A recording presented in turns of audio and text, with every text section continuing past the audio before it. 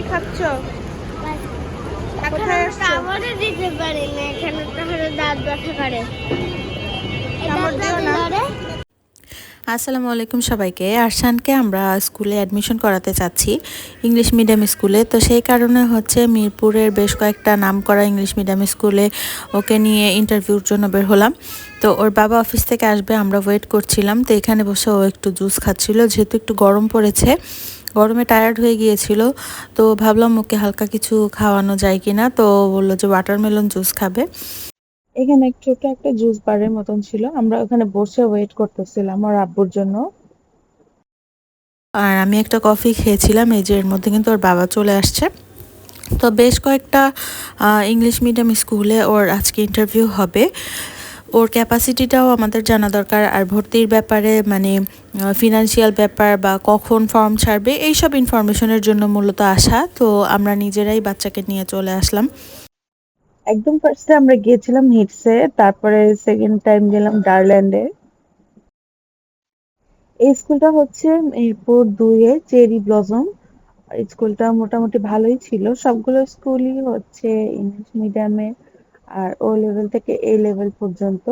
তো মিরপুরের মধ্যে আমাদের বাসা থেকে কাছাকাছি যে কয়েকটা স্কুল আছে মোটামুটি সবগুলোই আমাদের দেখা হয়ে গেছে।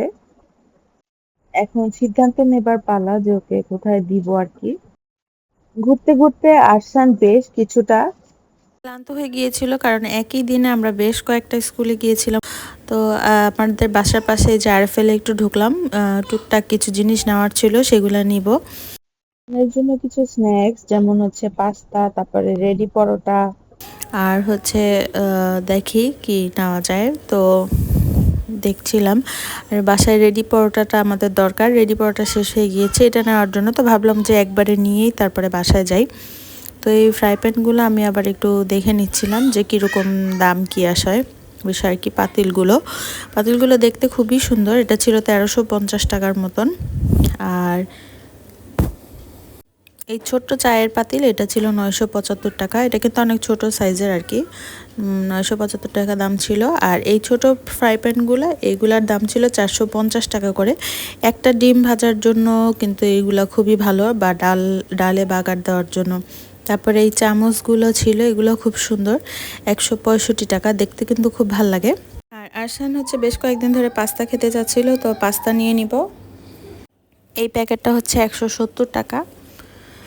আর এই যে ম্যাকারনি, যেটা কুলসনের, এটার দাম ছিল 85 টাকা। তো দুইটাই নিয়ে যাব। আর হচ্ছে বাসায় রেগুলার খাওয়ার জন্য যে চায়ের কাপগুলো ছিল কাচের, সবগুলোই ভেঙে গিয়েছে। তো দেখি কোন কাপ নেওয়া যায়। তো গেস্টদের জন্য যেগুলো রাখা আছে দেখা যাচ্ছে যে সেগুলো বের করে ইউজ করতে হচ্ছে। কোকের গ্লাসও দরকার, কোকের গ্লাসও আমার হাত থেকে পড়ে বেশ কয়েকটা ভেঙে গিয়েছে। তো এক সেট নিব। এখানে দেখছিলাম গ্লাসগুলো কীরকম। এখানে সব ধরনের গ্লাসই আছে, অনেক এক্সপেন্সিভও আছে, অনেক কম দামেও আছে। যেমন এই গ্লাসগুলো ছিল 350 টাকা করে পার পিস। আর হচ্ছে এই গ্লাসটা, এটা আমার অনেকগুলো ছিল, 165 টাকা করে। সবই অলমোস্ট ভেঙে গিয়েছে আর কি। 165 টাকা করে এটা হচ্ছে পার পিস। একটাও নেওয়া যায়, ইচ্ছা করলে 6টাও নেওয়া যাবে। আর এই গ্লাসগুলো ছিল 235 টাকা করে। আর সামনে যে কালারফুল গ্লাসগুলো 230 টাকা করে ছিল, 212 টাকা বা 230 টাকা এই ধরনেরই প্রাইস ছিল আর কি। এই যে বেবি বাথের যে এটা 229 টাকা দাম, আলিজার জন্য নিতে হবে একটা। তো আসলে আরএফএলে আসলে যা দেখি সেইটাই নিতে ইচ্ছা করে। এই ব্রাশটাও কিন্তু অনেক বেশি ইউজফুল, এটার দাম মাত্র 200 টাকা। আর এই বাটিগুলো নিব আলিজার জন্য, এটা হচ্ছে 60 টাকা করে আর কি মাত্র। আর এই প্লেটটা খুব সুন্দর লেগেছে আমার কাছে, ফিশের, 140 টাকা প্রাইস ছিল। এটা কিন্তু মেলামাইনের, দেখতে মনে হচ্ছিল কাচের। আর এই প্রাইসটা, এই হাফ প্লেটগুলো এগুলো ছিল 80 টাকা করে। আর এইগুলা ছিল হচ্ছে 75 টাকা করে, এগুলো আরেকটু ছোট সাইজের। এই যে অর্গানাইজার বক্স 175 টাকা। এই বক্সগুলো দেখতে খুব ভাল লাগে। আমাদের বাসায় নিতে নিতে প্রায় অনেকগুলো অর্গানাইজার বক্স নেওয়া হয়েছে। আর এগুলো 100 টাকা করে নিয়েছিলাম আমি। দেখি এখন কত হলো দামটা। এখনও সম্ভবত 100 বা 120 টাকা এরকমই আছে, দেখতে পারিনি, আমি ভুলে গিয়েছি।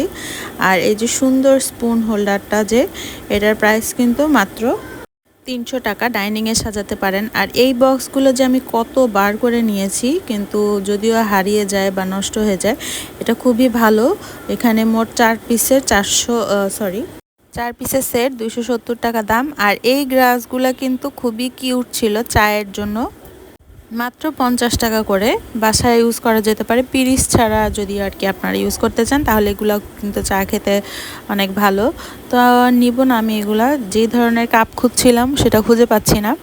আর একটা হচ্ছে আমার ইন্ডাকশন চুলা নেওয়ারও খুব দরকার, যেহেতু বাসায় গ্যাসের অনেক প্রবলেম হয়, তো সেইগুলাও দেখবো আর কি। কথা বললাম, এই যে ইন্ডাকশন চুলা এখানে দেখা যাচ্ছে, এটা হচ্ছে 4900 টাকা করে, যেগুলা হচ্ছে ইনফ্রারেড। আর ইন্ডাকশনগুলো ছিল 3700 টাকা করে। তো ফাইনালি অনেক ঘোরাঘুরি করার পরে এই 6টা কাপ আমি নিয়ে আসছি, কারণ এগুলার পিরিচ যেগুলো, সেগুলো আমাদের বাসায় আগেই ছিল। এই কাপের সেটটাও আমার আগে ছিল, তো ভেঙে গিয়েছে, এই জন্য অনেক ঘোরাঘুরির পরে শেষমেশ এই সেটটাই আবার নিয়ে আসলাম। তো বিকালবেলা একটু হালকা টুকটাক কাজ করে নিচ্ছিলাম। সোফার মধ্যে প্রচুর ময়লা হয়েছিল, এগুলো ঝেড়ে পরিষ্কার করে নিচ্ছি। ঘর ঝাড়ু দেওয়ার আগে আমি সাধারণত সোফাগুলোকে ওইভাবেই পরিষ্কার করি। যেহেতু বিকাল হয়ে গিয়েছে, এর জন্য ভাবলাম আজকে একটু নুডলস রান্না করে, এই যে ড্রাগন নুডলসটা, এটা অনেক মজাই লাগে খেতে। চিংড়ি মাছ দিয়ে করব, বাসায় চিকেন ছিল না, তাই চিংড়ি মাছ দিয়েই করছি। পানি প্রথমে ফুটিয়ে নিলাম। আর এখানে স্টিক নুডলস নিয়েছিলাম, পরে ভাবলাম যে না, ড্রাগনটাই করি। এই যে এই নুডলসগুলো কিন্তু অনেক মোটা মোটা হয়, এজন্য খুব ভালো করে তেল আর লবণ দিয়ে সিদ্ধ করে নিতে হবে। তো ফ্রাই প্যানে তেল দিয়ে দিলাম ফার্স্টে। তেলটা গরম হয়ে গেলে তারপরে হচ্ছে ডিম ভেঙে দিয়ে ডিমটা আগে ভালো করে ভেজে নিচ্ছি।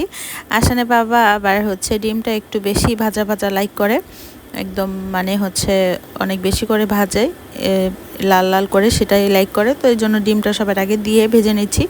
এখন একে একে চিংড়ি মাছ, পেঁয়াজ, কাঁচামরিচ সবই দিয়ে দিচ্ছি, আবারও সুন্দর করে নেড়ে চেড়ে ভেজে নিলাম।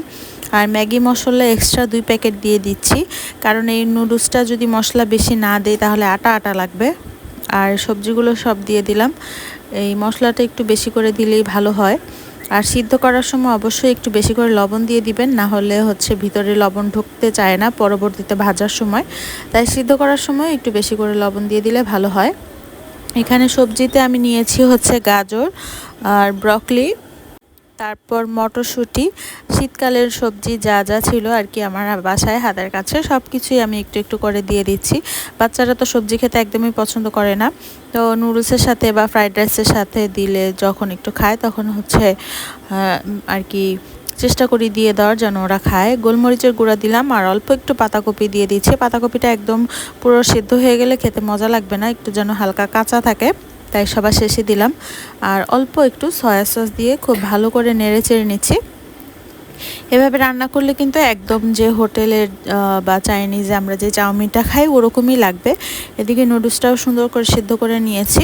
অনেক বেশি সিদ্ধ করা যাবে না, আবার একদম কম সিদ্ধ করলেও কাঁচা থেকে যাবে, একটু বুঝে শুনে সুন্দর করে সিদ্ধ করে নিতে হবে। আর হালকা একটু তেল দিয়ে নিলে তাহলে একটার সাথে আরেকটা আর কি লেগে আঠা আঠা হয়ে যাবে না। এখন ভালো করে নেড়ে চেড়ে নিচ্ছি, দেখতেই পাচ্ছেন যে খুব সুন্দরভাবে সিদ্ধ হয়ে গেছে। এখন ভালো করে এটাকে নেড়ে ভাজা ভাজা করে নিব। তো ফাইনালি নুডলসটা রান্নার পরে কিন্তু খেতে অনেক মজা হয়ে গিয়েছিল। আজকের ভিডিওটা এতটুকুই থাকছে, খুব বেশি বড় করব না। আপনারা সবাই ভালো থাকবেন, সবাইকে আল্লাহ হাফেজ। আমার জন্য সবাই দোয়া করবেন। আর যদি ভিডিওটা ভালো লেগে থাকে আমার চ্যানেলটিকে অবশ্যই একটি লাইক আর একটি সাবস্ক্রাইব করে যাবেন। আপনাদের একটি লাইক সাবস্ক্রাইব কিন্তু আমার চ্যানেলটিকে বহুদূর এগিয়ে নিয়ে যেতে সাহায্য করবে। সবাইকে আবারও ধন্যবাদ জানিয়ে আজকের ভিডিওটি এখানেই শেষ করছি। সবাইকে